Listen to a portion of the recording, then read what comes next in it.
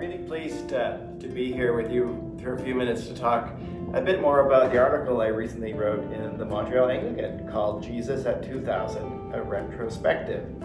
And that's because I was going through some old boxes that I hadn't opened in, 25 years. And in the bottom of one I found this Maclean's magazine. Right on the cover it said Jesus at 2000, and it was written in November 1999. And it was looking ahead to this glorious new millennium and taking stock of the state of Christianity in Canada. And it was really personal to me. I guess I saved it because I thought I'd like to see sometime in the future what it said again. And here we are, a quarter of a century later. And I was ordained in 1999. I was deaconed in 1999 and then priested in 2000. So that was very much the world in which I began my ministry. And I think if I were to summarize what I got from that whole article in a small phrase, it would be things didn't quite work out that way. And a lot of what we were thinking in 2000 hasn't quite panned out in 2024. And that some of the exciting new things didn't quite happen, but some of the disasters didn't happen either.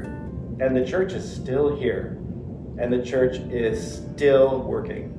And I think there's some interesting, challenging, thought-provoking news for us in looking back 25 years down the road. In 1999, when I was ordained, I was living in Wales. And I was ordained in a parish called Llandailo Fawr. That parish was founded by St. Ilo, and there's no doubt about it, he was there, in the 5th century, as what we would call today a Celtic farming community. And it amazed me, the history of that place. They dug up ancient Celtic crosses, which symbolized the holy place there.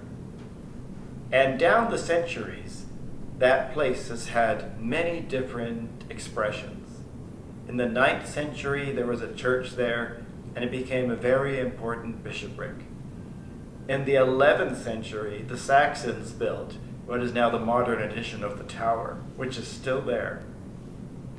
And then it was in the Victorian period that they built the big barn of a church that is still there. And so throughout its history of 1,500 years, 15 centuries, this place has been a Celtic community, a Roman Catholic church. It became a Church of England church, and then very recently, only in the 20th century, a Church in Wales church, a recognizably Anglican church. And that gave me a sense of the absolute ancientness of the Christian faith. Century upon century, sometimes in good times and sometimes in bad, that place has just been there, and it's had many different expressions. And when you think about it historically, it's only been for about 500 years that it is what we might call an Anglican church. And so I guess that helped frame a lot of my ministry and made me realize that there will be something that always endures, even if the times change or the way we express ourselves changes. And we are in a time today of change, where the way we've expressed ourselves as church is giving way to something new. And it is in that newness that we are often afraid. But maybe we can also tap into what is ancient about our tradition and find new life in that as well.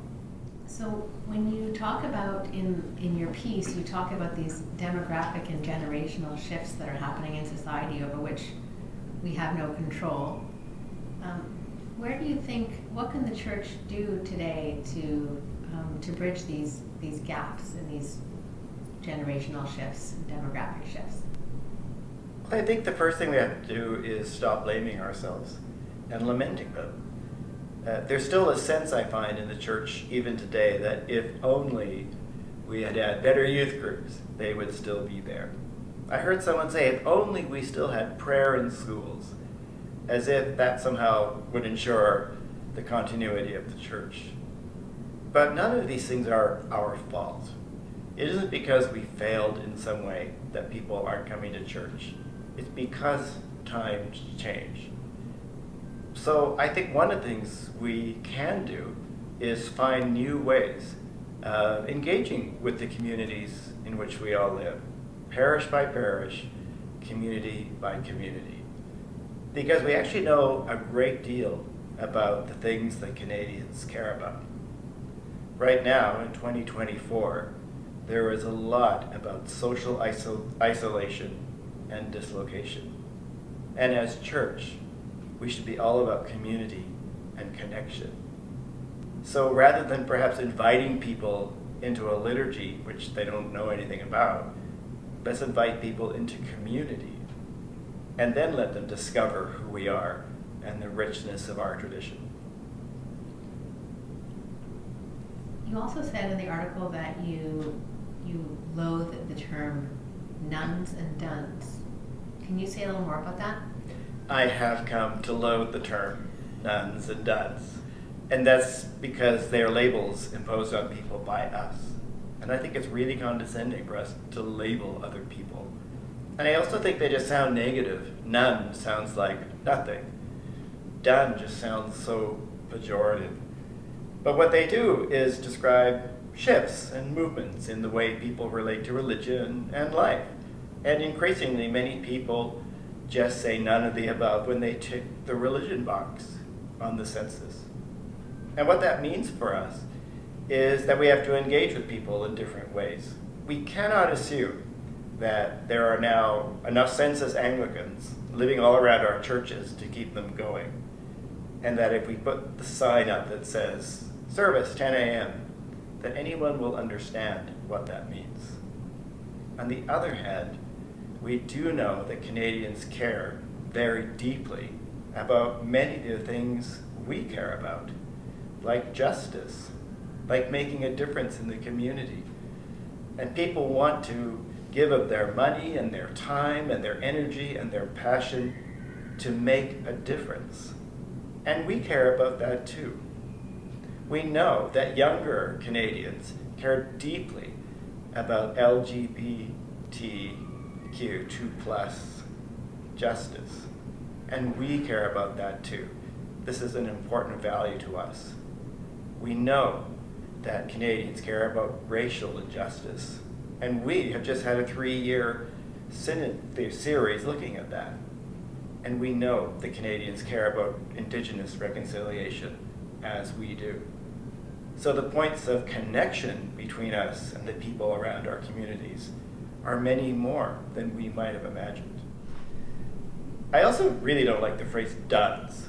Also because none of these people, they don't gather together in conventions, the nuns convention, the duns convention. And it sounds like there's nothing going on. But we know actually there's a great deal. Spiritual practice is much more diverse than it used to be. It no longer just is expressed by the church, but people find many different ways to express their own spiritual practice, or none. But with people who we call duns, this is about people who have left established religion. But it doesn't mean that there's nothing going on. There could be a great deal going on. And I think experiments that we've had, like Supper Club, have provided places for people to come and just talk it out their feelings, talk out their theological ideas. And when we create spaces like that, where we don't try to have all the answers, but allow space for people to just work it out, we make new friends, and that's the most beautiful thing there is. You said no, it's no wonder that people have left the church, because we've sort of been blaming the unchurched, describing them as illiterate or unmoored, disappointing, or spoiled, and also sort of blaming them for being biblically illiterate, and that sports, leisure, and wealth are taking the place of the church. So, barring that approach, what would be another way that you think the church could approach Canadians in their spiritual curiosity?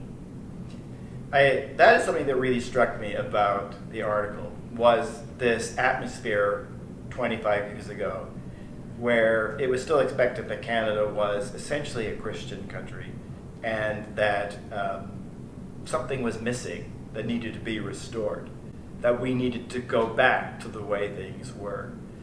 I would suggest if we were being honest about the way things were, we might not feel that way. That the church in dominance isn't always the best expression of the church. And looking back to that early time in my own career was the expectation of a Christian society. And it left a sense of saying, of less than, that people were now biblically illiterate. I mean, what a condescending thing to say, that they were not responding. And I would suggest that they were not good enough. And that we needed to go back to the way it was, back to those better days when the cross was over Canada. But those are not the days we are in now. And if we continue to look at people as less than, it's not going to help us look at them in the right way. One of the things that emerged in the 21st century have been the fresh expressions movements. Things like dinner church, contemplative fire, and of course my personal favorite, messy church. What are these things about? What are they telling us? They're saying that rather than expecting that people will return to Sunday morning church, we meet them in a different place. We'll meet them maybe Wednesday afternoon or Friday night, that we will have church together, but we will break things down and we will always eat together. Dinner is a really big thing. And we will say, okay, if you can't make it to church, we can bring church to you in a different way. And so it's about making people's lives easier, about welcoming them to church in a way that is more unpacked and easier to access. And so it helps us to look at the people around us not as less than, but as new friends that we can make, new ways we can be church together. And this is bringing great hope to the church all over the world.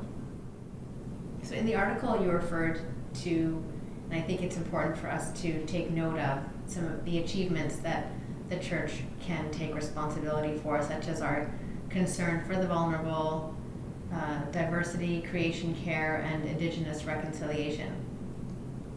If you could say one thing to the unchurched population, what would you want them to know about it? One of the things that came out of that article for me was, even then, a sense of decline, and with it a critique of the church, and saying, we're toast, we're empty, we've departed from the faith, we're spiritually bankrupt. But I think that's absolutely not the case at all. And when we think about how much has changed in the last 25 years, and our sense of inclusion and diversity, the leadership of our own diocese is much, much more diverse than it ever was before. Let us not forget we have a woman bishop.